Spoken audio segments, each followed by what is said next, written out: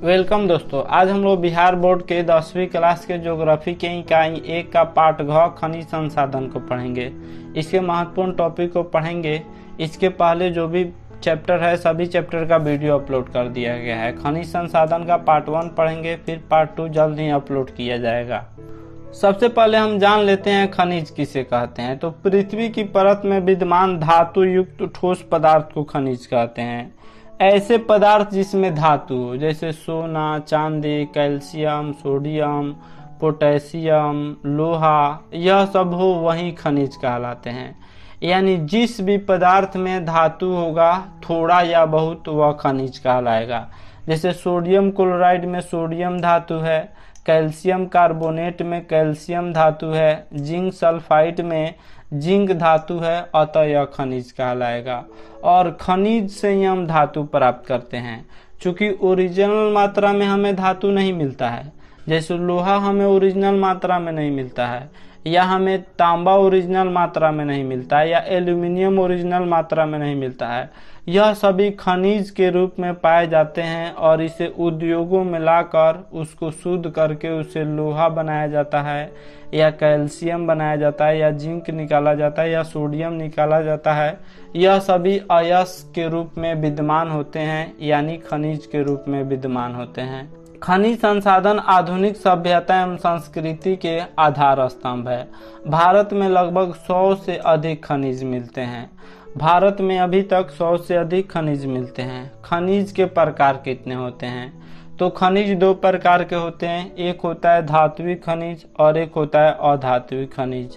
धात्विक खनिज किसे कहते हैं? जिसमें धातु की मात्रा होती है उसे धात्विक खनिज कहते हैं, और जिसमें धातु की मात्रा नहीं होती है उसे अधात्विक खनिज कहते हैं। तो आज हम लोग धात्विक खनिज को पढ़ेंगे और कल अधात्विक खनिज को पढ़ लेंगे। तो जिसमें धातु की मात्रा होती है उसे धात्विक खनिज कहते हैं। अब सवाल है धातु किसे कहते हैं? तो जो चमकीला होता है, कठोर होता है, जिसे पतला पत्थर बनाया जा सकता है, जिसे खींचकर पतला तार बनाया जा सकता है, जिसे हथौड़े से पीटने पर आवाज करता है, उसे धातु कहते हैं। और जो चमकीला नहीं होता है, जो कठोर नहीं होता है, जिसे बिजली प्रवाहित नहीं हो सकती है, जिसे हथौड़े से टूटने से चूर चूर हो जाता है, उसे अधातु कहते हैं।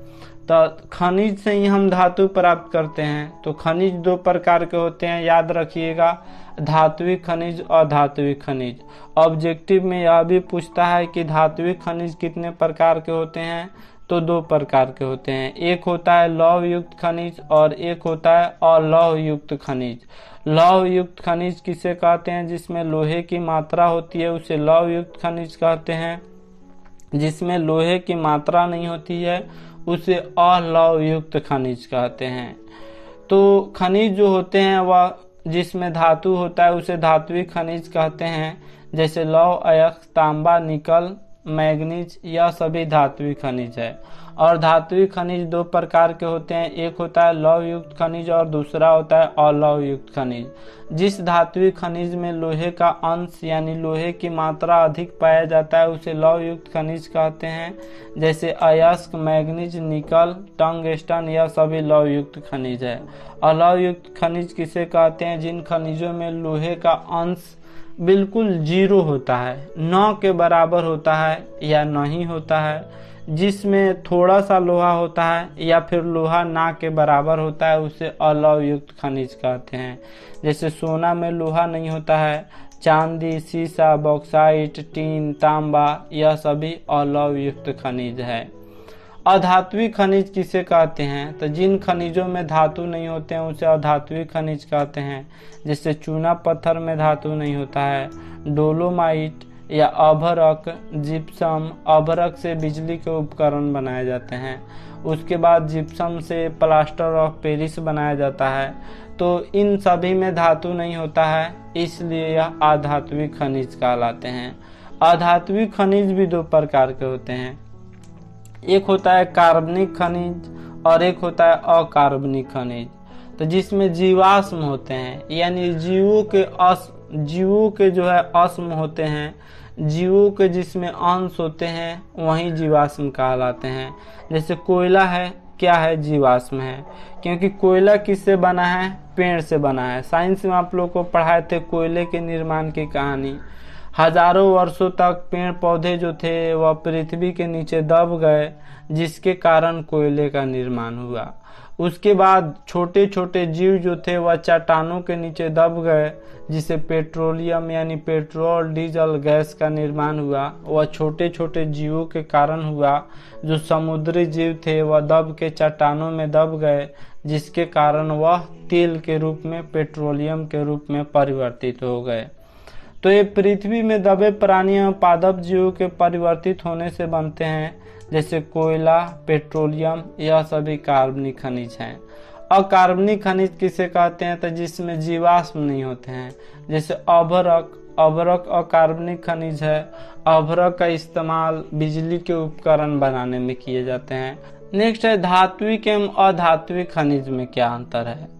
तो धात्विक खनिज किसे कहते हैं, जिसमें धातु की प्राप्ति होती है। जिसमें धातु होता है उसे धात्विक खनिज कहते हैं, और जिसमें धातु नहीं होता है उसे अधात्विक खनिज कहते हैं। धात्विक खनिज को गलाने पर धातु प्राप्त होता है, जबकि अधात्विक खनिज को गलाने पर धातु नहीं प्राप्त होता है। दूसरा इसका अंतर है, धात्विक खनिज कठोर और चमकीले होते हैं। पहले ही बता दिए हैं, जो धातु होते हैं वह कठोर चमकीले होते हैं। उसे पतला पत्थर बनाया जा सकता है, उसे लंबा तार बनाया जा सकता है। जबकि अधात्विक खनिजों में अपनी कोई चमक नहीं होती है, जैसे अभ्रक में कोई चमक नहीं होती है, या फिर जो है चूना पत्थर, डोलोमाइट, जिप्सम, इस सभी चीज़ों में कोई चमक नहीं होती है। चमक होती है थोड़ा बहुत, जैसे अपवाद में कुछ चमक, जैसे चूना पत्थर थोड़ा चमकीला होता है तो अपवाद में हो सकता है, लेकिन ज़्यादातर अधात्विक खनिजों में चमक नहीं होती है। अधात्विक खनिज प्रायः आग्नेय चट्टानों में मिलते हैं। तीसरा इसका अंतर है कि अधात्विक खनिज जो है वह आग्नेय चट्टानों में मिलते हैं, जबकि धात्विक खनिज जो होते हैं वह परतदार चट्टानों में मिलते हैं। इसका चौथा अंतर है, धात्विक खनिज को पीटकर तार बनाया जा सकता है। पहले ही बताए हैं, धात्विक खनिज को पतला पत्थर भी बनाया जा सकता है, खींचकर तार भी बनाया जा सकता है, और इसे पीटने पर यह आवाज करता है, टूटता नहीं है। जबकि अधात्विक खनिज को पीट कर तार नहीं बनाया जा सकता है, इसे पीटने से यह चूर चूर हो जाता है। यहाँ पे चूर चूर होगा तो चूर चूर हो जाता है। नेक्स्ट हम लोग अंतर जान लेते हैं, लौह एवं अलौह खनिजों में क्या अंतर है। तो जिसमें लोहे की मात्रा होती है उसे लौह खनिज कहते हैं, जिसमें लोहे की मात्रा नहीं होती है उसे अलौह खनिज कहते हैं। तो केवल परिभाषा लिख देना है। जिन खनिज में लोहे का अंश पाया जाता है उनका उपयोग लोहा एवं इस्पात बनाने में किया जाता है, लौह खनिज कहते हैं। जैसे लौह अयस्क हो गया, यानी लोहे का अयस्क हो गया, निकिल हो गया, टंगस्टन हो गया, मैग्नीज हो गया। जबकि जिन खनिजों में लोहे का अंश ना के बराबर पाया जाता है या बिल्कुल नहीं ही पाया जाता है उसे अलौह खनिज कहते हैं। जैसे सोना, सीसा, अभ्रक, सीसा या सोना। सोना में भी लोहा नहीं होता है, सीसा में भी नहीं होता है, अभ्रक में भी नहीं होता है, अतः यह अलौह खनिज कहलाएगा। लौह खनिज स्लेटी, धूसर, मटमैला आदि रंग के होते हैं, जबकि अलौह खनिज अनेकों रंग के होते हैं। इसका जो है कोई लिमिट रंग नहीं होता है, लेकिन लौह खनिज का लिमिट रंग होता है। उसके बाद लौह खनिज रवेदार चट्टानों में पाए जाते हैं, जबकि अलौह खनिज सभी प्रकार के चट्टानों में पाए जाते हैं। नेक्स्ट हम लोग जान लेते हैं लौह अयस्क किसे कहते हैं। लौह अयस्क आखिर है क्या। तो जिससे लोहा प्राप्ति होती है उसे ही लौह अयस्क कहते हैं। जिस भी अयस्क से हमें लोहा प्राप्त होती है उसे लौह अयस्क कहते हैं। अयस्क जो होता है वह खनिज ही होता है, यानी जिस खनिज में धातु की मात्रा अधिक होती है उसे हम अयस्क कहते हैं। जिस खनिज से हम धातु आसानी से प्राप्त कर लेते हैं उसे अयस्क कहते हैं। तो प्रत्येक जो खनिज होता है वह अयस्क ही होता है। तो लौह अयस्क किसे कहते हैं, जिससे हमें लोहा की प्राप्ति होती है उसे लौह अयस्क कहते हैं। लोहा आधुनिक सभ्यता की रीढ़ है, यह उद्योगों की जननी है। लोहा नहीं होगा तो कोई उद्योग नहीं होंगे, या फिर गाड़ी घोड़े जो हम लोग साइकिल मोटरसाइकिल देखते हैं यह सभी लोहे का बना हुआ होता है।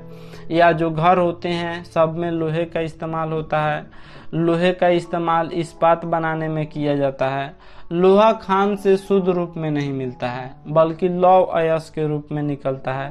पहले ही बता दिए हैं, कोई भी धातु शुद्ध रूप में नहीं निकलता है, सभी अयस्क के रूप में निकलता है और उसे उद्योगों में भेजकर उसका निष्कर्षण करके उसे शुद्ध करके उसे लोहा प्राप्त किया जाता है, या तांबा प्राप्त किया जाता है, या एल्यूमिनियम प्राप्त किया जाता है, और उससे जो वस्तु बनाना होता है उसको हम लोग बनाते हैं।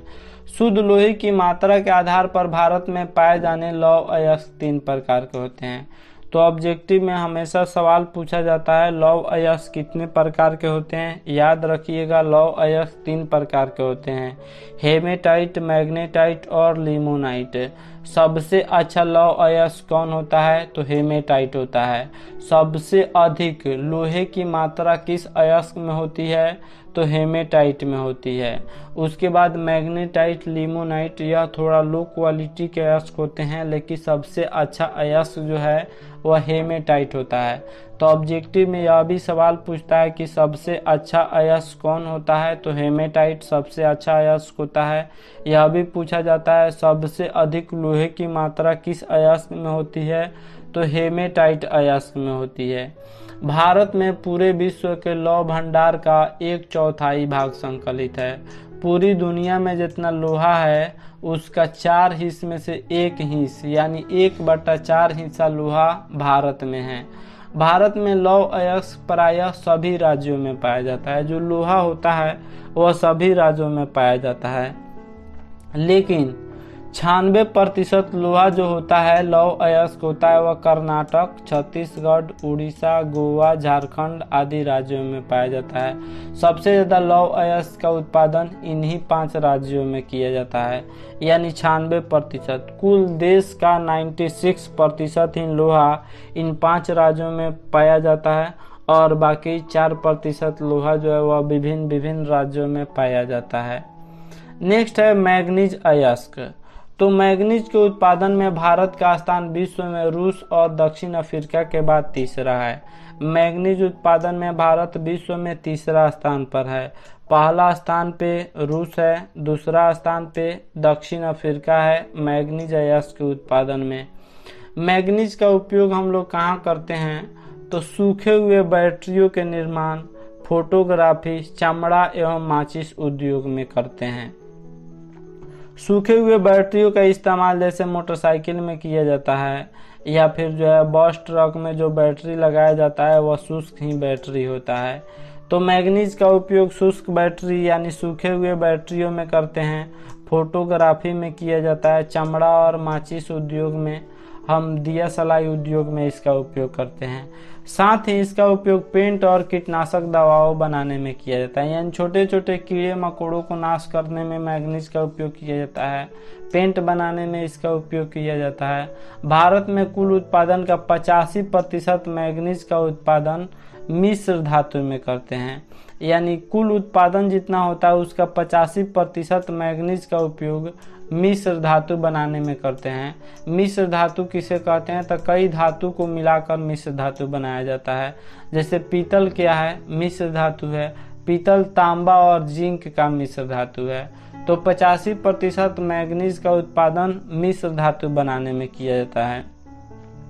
विश्व में जिम्बाब्वे के बाद भारत में ही मैग्नीज का सबसे बड़ा संचित भंडार है।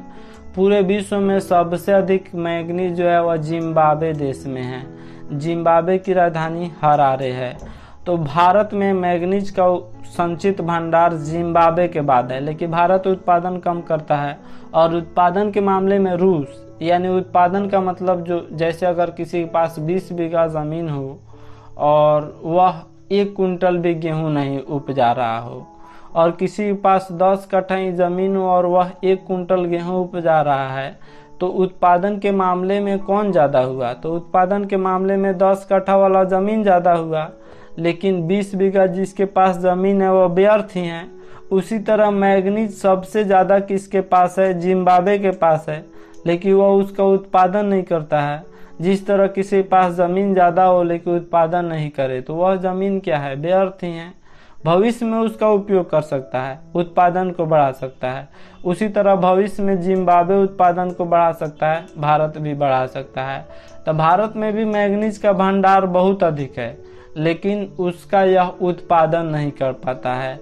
कुल विश्व में जितना मैग्नीज है उसका 20% है, यानी विश्व में जिम्बाब्वे के बाद भारत में ही मैग्नीज का सबसे बड़ा संचित भंडार है, जो विश्व के कुल भंडार का 20% है। भारत में जितना मैग्नीज है उसका 20% भंडार जो है, पूरी दुनिया में जितना मैग्नीज है उसका 20% भारत में मैग्नीज है।